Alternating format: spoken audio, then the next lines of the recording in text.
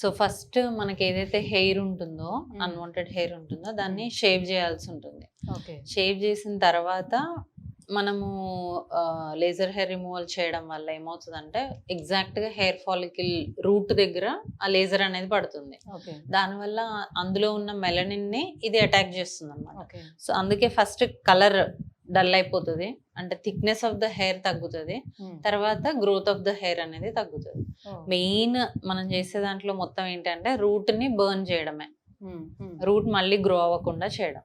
జనరల్గా మనకి లేజర్ చేసిన వాళ్ళ కొంతమందికి బర్న్స్ అవుతూ ఉంటాయి. ఎందుకు అని అంటే ఇందులో కొన్ని సెట్టింగ్స్ ఉంటాయి. ఓకే. అంటే ఈ స్కిన్ కలర్ని బట్టి, జెండర్ని బట్టి మనం ఇందులో చూస్ చేసుకోవాల్సి ఉంటుంది, ఏరియాని బట్టి. ఇప్పుడు ఇక్కడ Okay. మీకు ఫేస్, ఆర్మ్, లెగ్ ఇలా కనిపిస్తుంది కదా, మనం ఎక్కడైతే చేస్తామో ఆ ఏరియాని బట్టి మనకు కొన్ని మెజర్మెంట్స్ ఉంటాయి అన్నమాట. Okay. సో అది తీసుకోవాలి.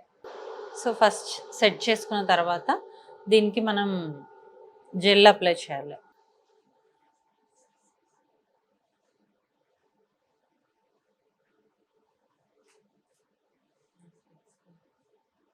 సో ఒక్కొక్క ఏరియాకి టెంపరేచర్ ఇంత అని ఫిక్సింగ్ ఉంటుందా? ఒక్కొక్క ఏరియాకి ఎనర్జీ ఫ్రీక్వెన్సీ డిఫరెన్స్ ఉంటుంది. Okay. అండ్ వీళ్ళ కలర్ని బట్టి, కాంప్లెక్షన్ని బట్టి మనం తీసుకోవాల్సి ఉంటుంది.